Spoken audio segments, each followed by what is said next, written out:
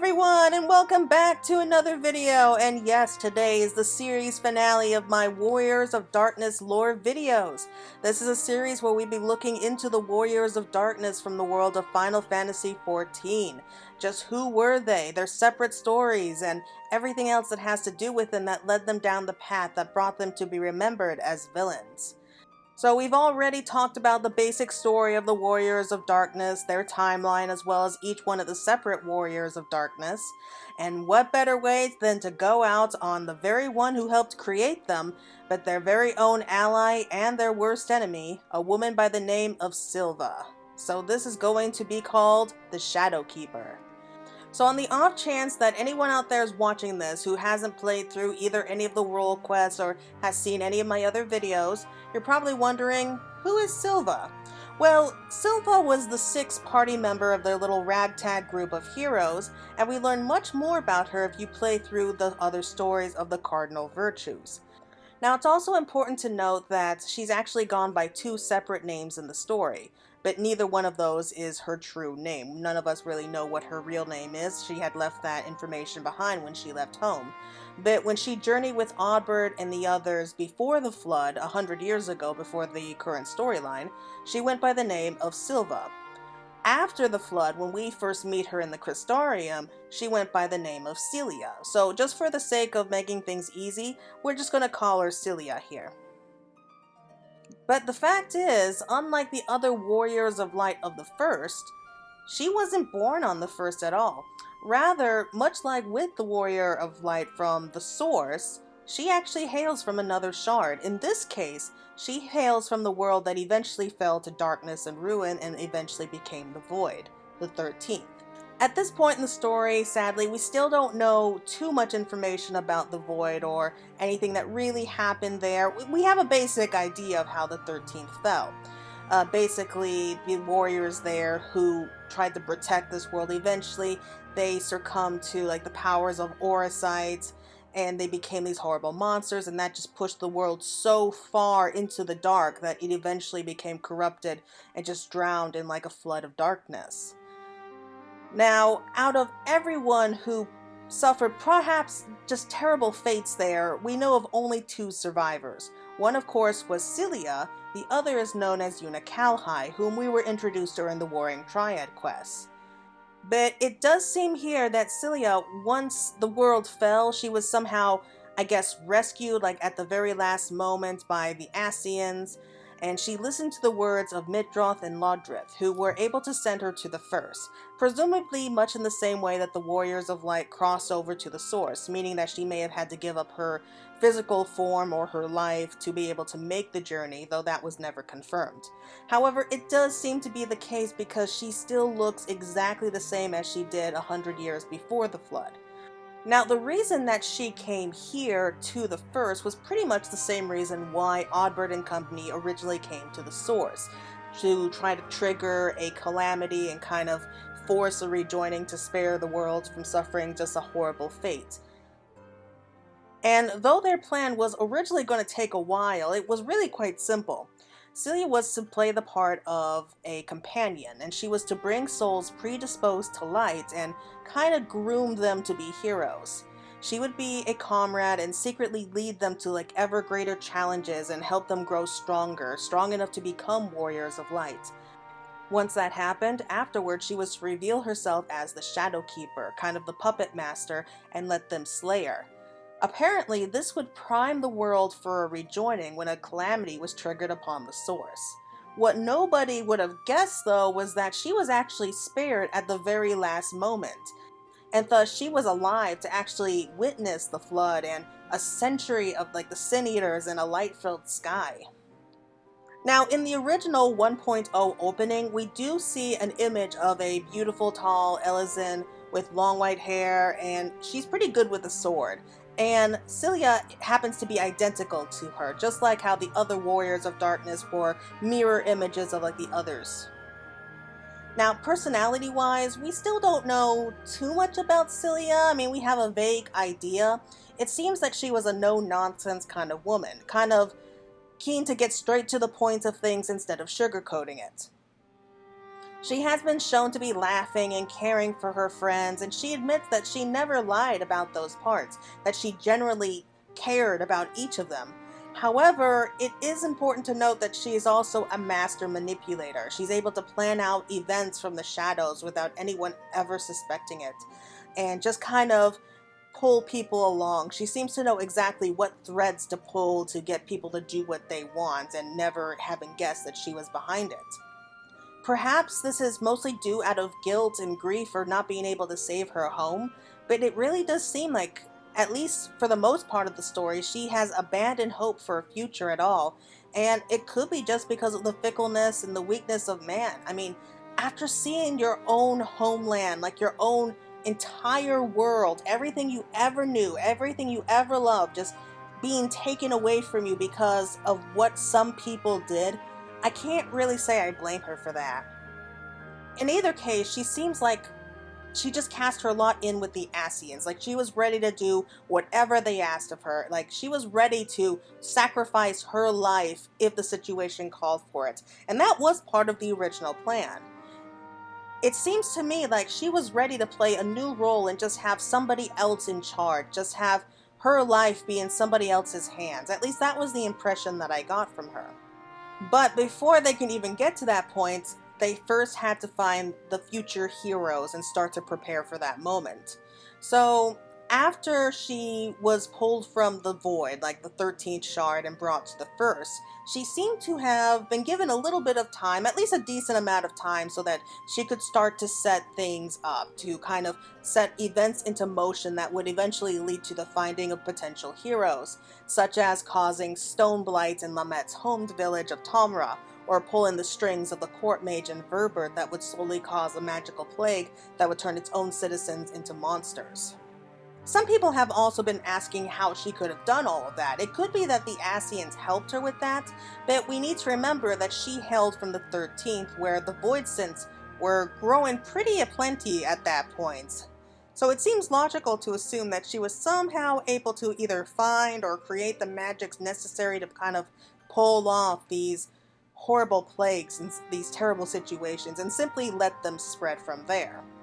Now, I assume that after she got to really know the landscape of Norvrond and get to know the people and at least a better idea of what she would be working with, she probably set out to find her future would-be heroes. And she found them in the form of Oddbert and his friends. Now, she ended up meeting with them in Lakeland, where they enlisted her aid while they were looking into the mystery of a missing daughter of noble lineage. After they presumably solved that little riddle, she officially joined up with them. And at this point in the story, Oddbert had already joined up with Lamette, Brandon, and Renda-Rae, making her the 5th member to join them, and shortly followed by Nailbert when the group was traveling to Am-the-Rain. It's hard to say for sure if she was truly responsible for every little thing that happened during that journey, but it was at least implied that she had a hand in several tragedies across Norvrond, including what could be the cause of the tremors in Am-the-Rain, where Nailbert had to sacrifice his one hope of saving his best friend Tanor to put a stop to it.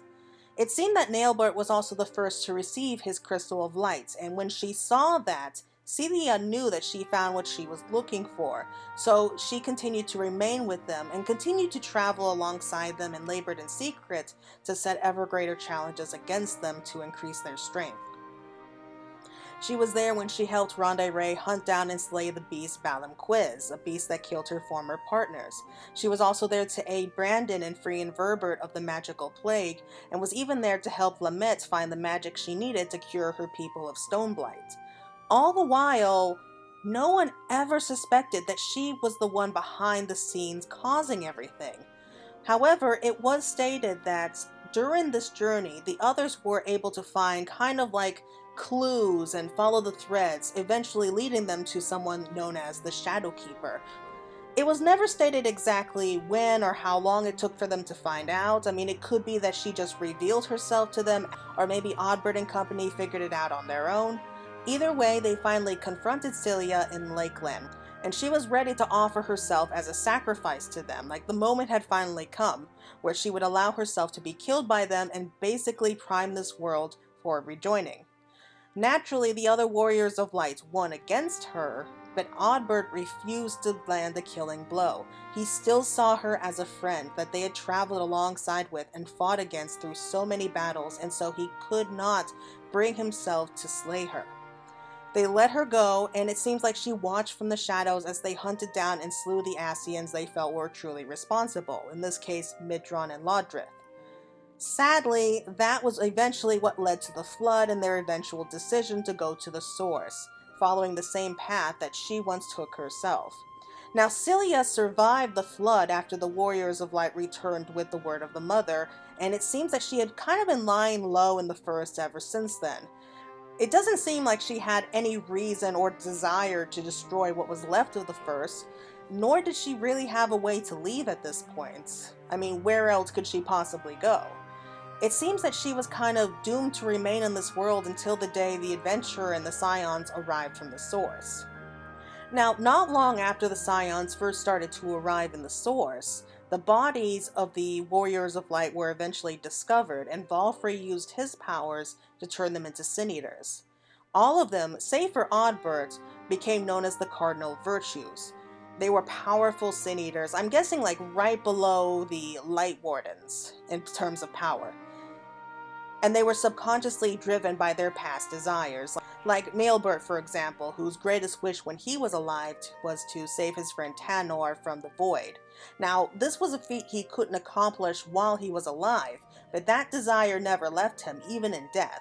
And so his Sin Eater form was basically going around creating these portals, trying to find a way to unknowingly bring his friend back from the Void. He probably didn't even realize why he was doing it. It was just like pure instinct. And the others were really no different from that. Now, the adventurer learns of Oddbert and his friend's origins because of all of these role quests after we joined forces with various Sin Eater hunters, and they kind of finished their own kind of unique stories during that as well. And it was during their business with the Cardinal Virtues that they come to learn more about the Warriors of Light and their history, as well as walking in their own memories. And this also includes having witnessed the sixth member named Silva. Now, it was never really described or answered until like right near the very end of the storyline, but it turns out that you could see that same Silva working as a barmaid at the Wandering Stairs. And yes, Cyella is the same Silva. She had come to the Crystarium several years before the start of the main scenario for Shadowbringers, and she got a job working for Jannard as kind of a bar wench as she hatched a new plan involving the Cardinal Virtues. Once we finish taking care of all the Cardinal Virtues, we are able to go back to the Wandering Stair and accept another questline involving her. She approaches us and asks us if we are not interested in hearing the ending of the tale before mentioning the final warrior among them.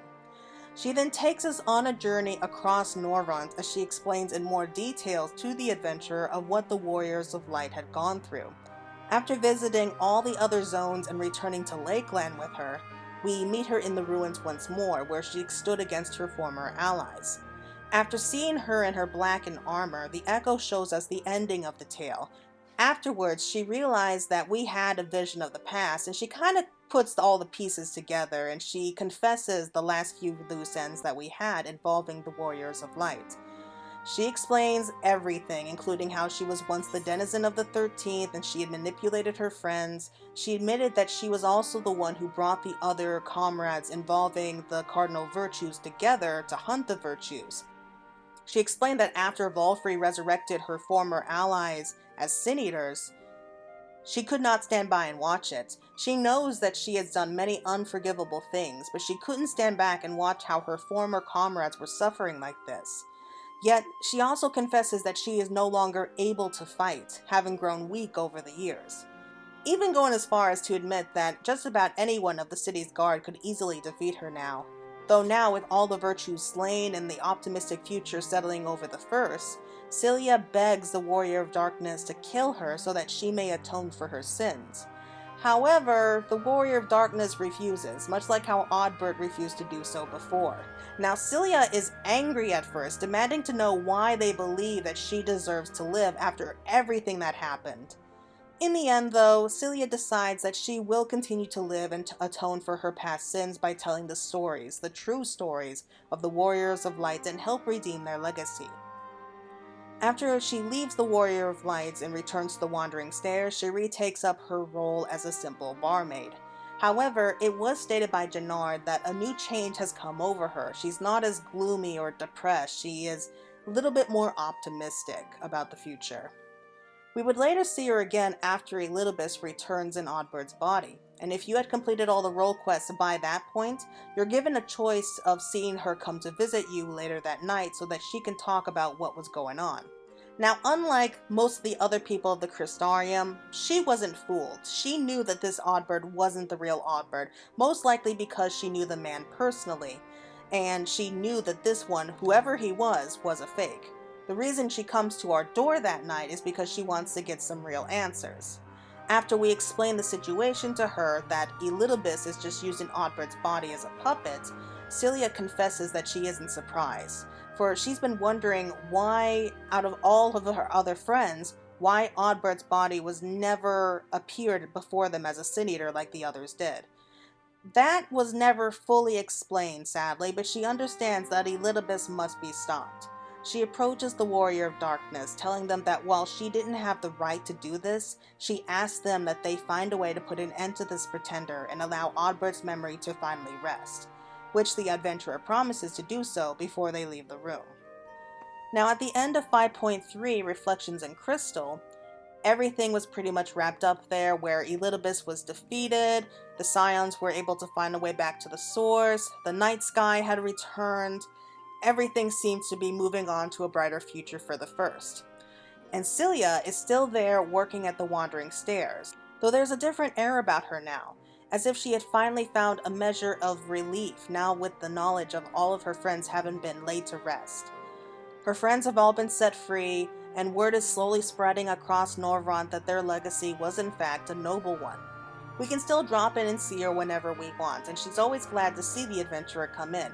And it's clear that she figured out that the best thing that she can do now for her former friends is to help spread the true stories of the Warriors of Light to her patrons, hoping that their story will continue to spread.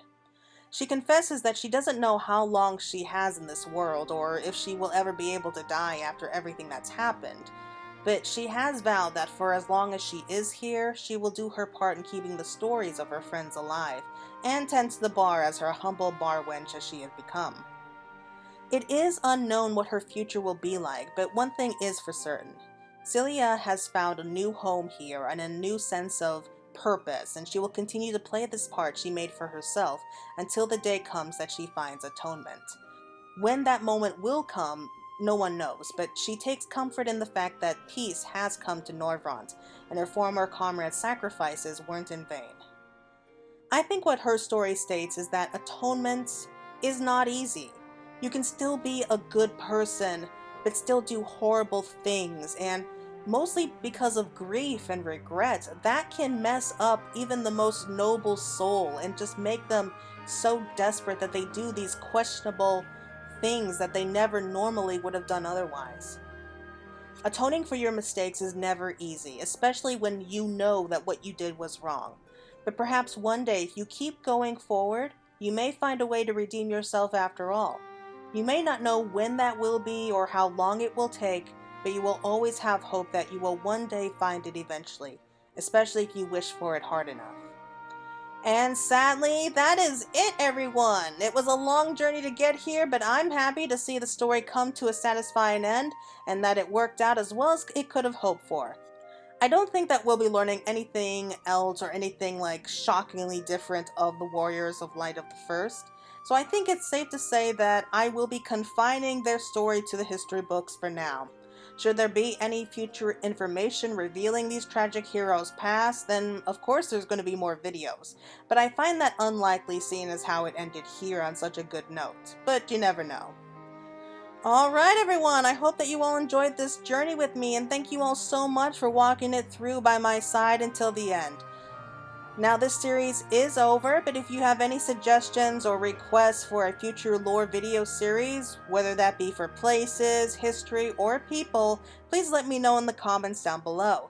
And if you like this video, please give it a big thumbs up for me. So until next time, everyone, this is Fantasy Girl signing out.